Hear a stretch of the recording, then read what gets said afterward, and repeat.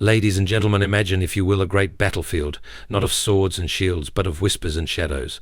You do not see the chains, yet they bind you.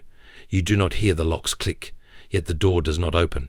Many live their lives unaware that they are prisoners, not because of great external forces, but because of the insidious work of unseen hands. There are, in particular, 7 cunning traps, subtle as a thief in the night, sweet as poison honey, that keep men and women forever circling the same ground, never advancing, never truly living. Excuses are the quiet assassins of destiny. They do not storm in like an invading army. They slip in like a whisper, subtle and persuasive. They convince us that waiting is wisdom, that hesitation is prudence, and that delay is merely preparation. But beneath their soft assurances lies a terrible truth. Every excuse is a thief, stealing time, opportunity, and progress. Consider the way excuses present themselves. They rarely sound like refusals. Instead, they disguise themselves as justifications. I will start tomorrow. I don't have enough experience yet. The timing isn't right. These words feel responsible, even rational. Yet what they truly signify is fear in elegant clothing. They offer the illusion of intention without requiring action. And so the days pass, then the weeks, then the years, and before one realizes it, what was once a temporary delay has become a way of life. Excuses operate under the pretense of control. They convince us that we are merely waiting for better circumstances when, in reality, we are ceding our power to external forces. A person who blames their lack of progress on circumstances is no longer the author of their own story. They become passive participants in their own lives, subject to the whims of fate rather than a force of their own will. The deception of excuses is not just in the delay, but in the false sense of relief they provide.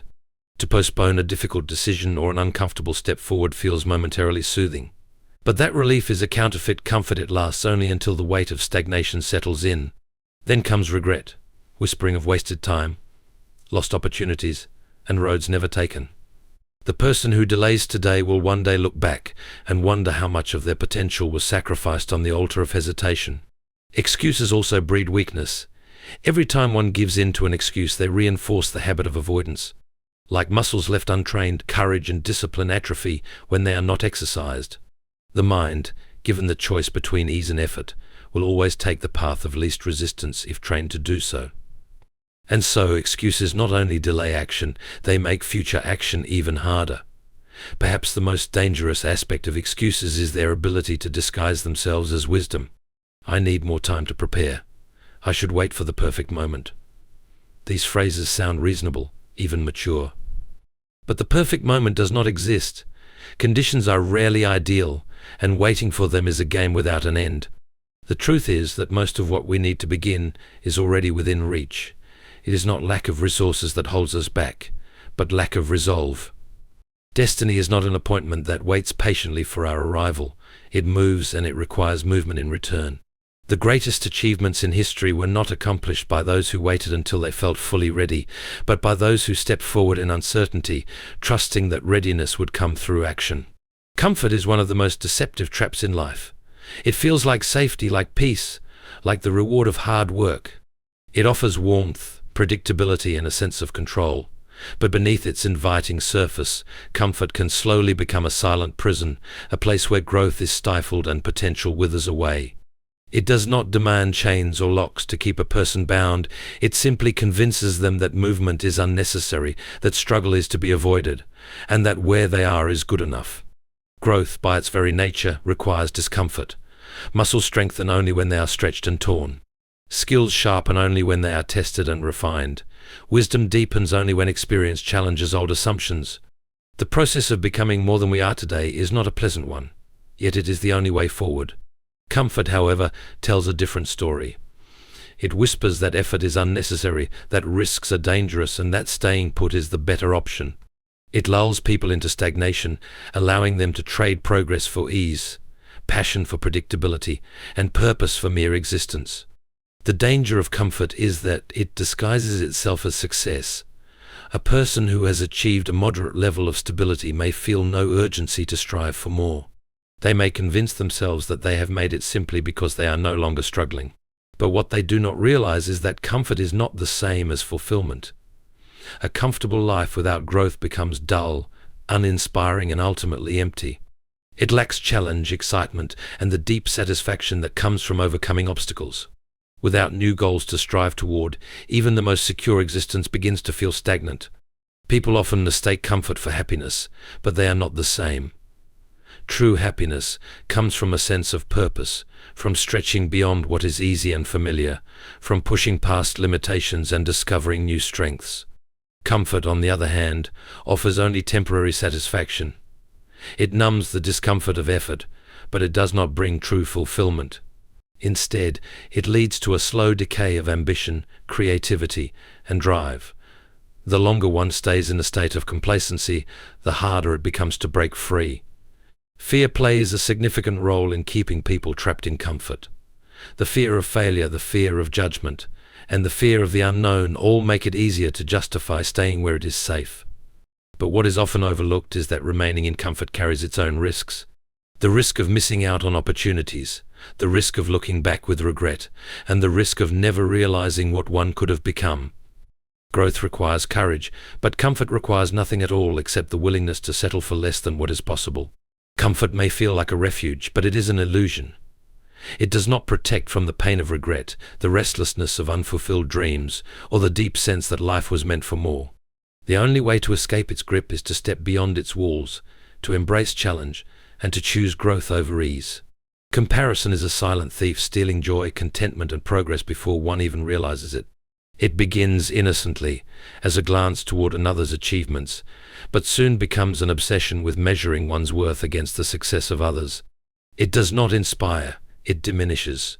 It does not motivate, it poisons. A life spent in comparison is a life spent chasing shadows, forever feeling inadequate, never truly satisfied. When people compare themselves to others, they rarely do so with fairness. They see only the polished exterior, the highlight reel of another's life, while being acutely aware of their own struggles and shortcomings. The mind plays a cruel trick. It magnifies the strengths of others while amplifying personal weaknesses. The result is a distorted view of reality, where everyone else seems to be ahead, more successful, more talented, or more fortunate. This illusion creates envy, a deep resentment toward those who appear to have more. Envy is not just a feeling of wanting what another has, it is a corrosive force that breeds bitterness and discontent. Instead of focusing on personal growth, one becomes consumed with the idea that life is unfair, that others have an advantage, and that success is always just out of reach. Stagnation follows closely behind. A person fixated on comparison loses sight of their own path. They become so preoccupied with watching others that they stop moving forward themselves. Every step they take feels inadequate because someone else has seemingly taken a bigger one. Every accomplishment feels small because another's achievement appears greater. The more one compares, the less one acts. The energy that should be spent on self-improvement is wasted on self-pity and frustration. Progress slows, and in time, it stops altogether. The irony of comparison is that it assumes a race that does not exist. Life is not a competition where only a few can win. Each person's journey is unique, shaped by individual strengths, weaknesses, experiences, and opportunities. To compare one's progress to another's is to ignore the uniqueness of one's own path. A tree does not compare itself to the one beside it, it simply grows. A river does not measure its speed against another, it simply flows. The same principle applies to people. Growth happens when focus is placed inward, not outward. The more one feeds comparison, the harder it becomes to appreciate personal achievements. Gratitude fades as the mind fixates on what is missing rather than what has been gained. The habit of comparison steals the joy of small victories, making every success feel insufficient. The more one chases after what others have, the less they value what is already theirs. This creates a cycle of dissatisfaction, a never-ending pursuit of something that will never be enough. Breaking free from comparison requires a shift in perspective. Instead of looking outward, one must turn inward.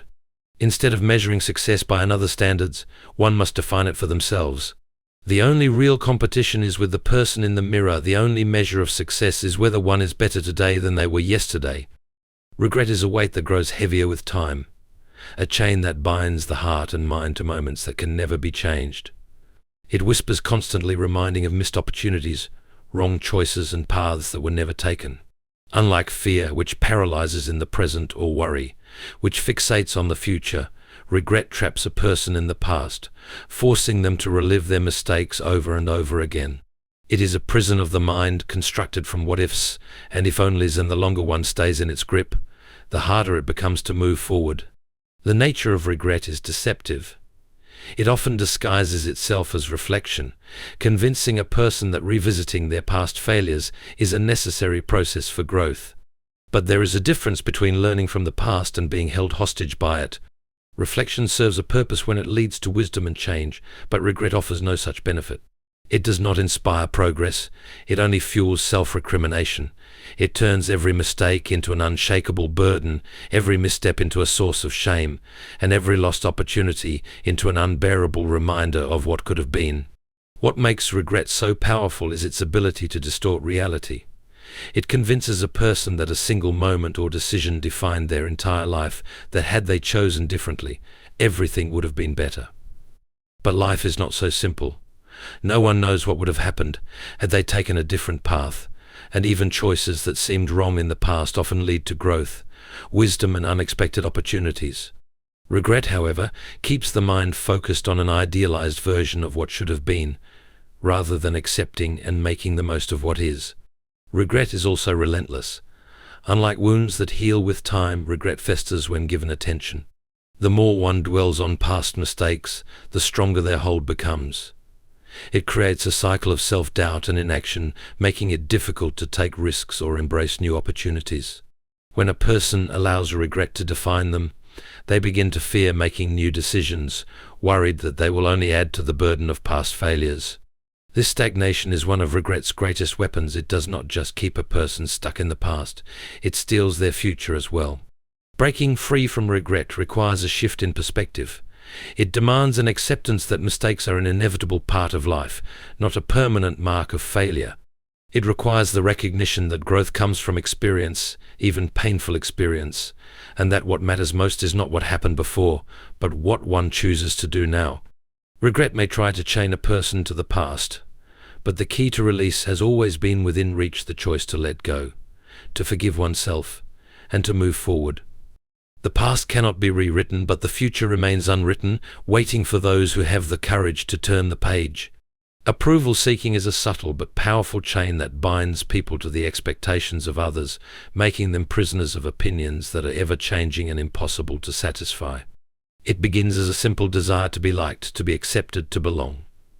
But over time it becomes a force that dictates decisions, limits growth, and steals authenticity. The need for approval replaces genuine purpose with performance, turning life into a constant search for validation rather than a pursuit of meaning. The danger of seeking approval is that it shifts control from within to outside forces. Instead of being guided by conviction, passion, or principle, a person begins to shape their actions around what they believe others will applaud. They weigh every choice against how it will be perceived, constantly adjusting to fit expectations that may not even be real. In doing so, they become actors in their own lives, performing for an invisible audience, rather than living with authenticity. The more approval is sought, the harder it becomes to separate personal desires from external pressures, and soon, the person they once were begins to fade into the person they think they should be. This endless pursuit is exhausting because approval is never permanent. What pleases one crowd today may be mocked tomorrow. The standards for acceptance shift, and the opinions of others are fickle. No matter how much validation is received, it never feels like enough. There is always another person to impress, another group to please, another expectation to meet. The pursuit of approval becomes a cycle of dependency, where self-worth is no longer determined by personal values, but by external validation that is unstable and temporary. Seeking approval also stifles growth. When a person is afraid to disappoint others, they avoid risk. They hesitate to try new things, fearing judgment if they fail. They silence their own voice if it goes against the majority. Creativity suffers because originality requires boldness, and boldness invites criticism. Many never pursue their dreams, not because they lack ability, but because they fear what others will say. They remain in safe, predictable paths, never stepping beyond the lines drawn by societal expectations. Over time, their potential remains unrealized, not because of a lack of talent, but because of a fear of disapproval. The most tragic effect of approval seeking is that it leads to a life of regret. A person may spend years shaping their existence around what others want, only to wake up one day and realize they never truly lived for themselves. They may have pleased others, but at the cost of their own fulfillment. They may have gained applause, but lost their own voice. True freedom comes not from being liked, but from being real. Only when the need for approval is abandoned can a person step fully into their purpose, living not to impress, but to become who they were meant to be. Approval-seeking enslaves, but authenticity liberates. The choice between the two determines whether life is spent in captivity or in true, unshackled purpose. Fear rarely announces itself honestly. It does not declare, "I am here to hold you back." Instead, it disguises itself as wisdom, whispering cautious warnings that seem reasonable, rational, even prudent. It presents itself as maturity, as careful planning, as the voice of experience. It convinces people that hesitation is logic, that inaction is strategy, and that playing it safe is the mark of intelligence. But beneath the polished mask of wisdom, fear operates with a single goal: to keep people from moving forward. Fear in disguise is particularly dangerous because it does not feel like fear. It does not come with the obvious panic of a sudden threat. Instead, it settles quietly in the mind, offering convincing arguments about why risks should not be taken. Now is not the right time. You need more preparation. You should wait for a better opportunity. These thoughts feel responsible, even noble, but their true purpose is to prevent action. While wisdom guides toward careful decision-making, fear in disguise convinces people to never decide at all. One of fear's greatest deceptions is its ability to use past failures as evidence for future avoidance. It reminds people of every mistake, every misstep, every moment of embarrassment, and calls it learning. But learning without application is useless. True wisdom takes past failures and transforms them into stepping stones. Fear, disguised as wisdom, turns them into walls. It tells people that because something went wrong once, it will go wrong again. That past pain is a reason to never try. But the truth is, every success in history was built on failures, not on avoidance of them. Fear also manipulates the idea of responsibility. It convinces people that stepping outside of comfort is reckless, that wanting more is selfish, that staying put is the noble thing to do. It masquerades as the voice of reason, making it seem as though daring to dream is foolish. It tells people that ambition is dangerous, that change is risky, that comfort is security. But true security is not found in staying still. It is found in adaptability, in growth, in the willingness to face the unknown. The world does not reward those who wait for guarantees. It rewards those who step forward despite uncertainty. Fear's final deception is its ability to create endless conditions for action. It convinces people that they must wait until they feel ready, until they have more experience, until all risks are eliminated. But readiness is an illusion. No one ever truly feels ready for great change. The moment of perfect certainty never comes. Those who achieve their purpose in life are not the ones who waited until they had no fear, but the ones who moved forward in spite of it. Wisdom and fear are not the same, but fear would have people believe they are. The only way to tell the difference is by asking one simple question: does this thought move me forward, or does it hold me back? Wisdom expands possibilities, fear restricts them. Wisdom encourages growth, fear stifles it. Wisdom leads to action, fear justifies inaction. The difference between the two is not always easy to see, but recognizing the mask is the first step in removing it. The enemy does not need to slay you if he can simply keep you from moving forward. But once you recognize these traps for what they are, their power weakens. Excuses can be silenced, comfort can be forsaken, and fear can be confronted. And once you step forward, truly forward, you will see what the enemy has feared all along, that you were never truly trapped. The door was never locked. You just had to push it open.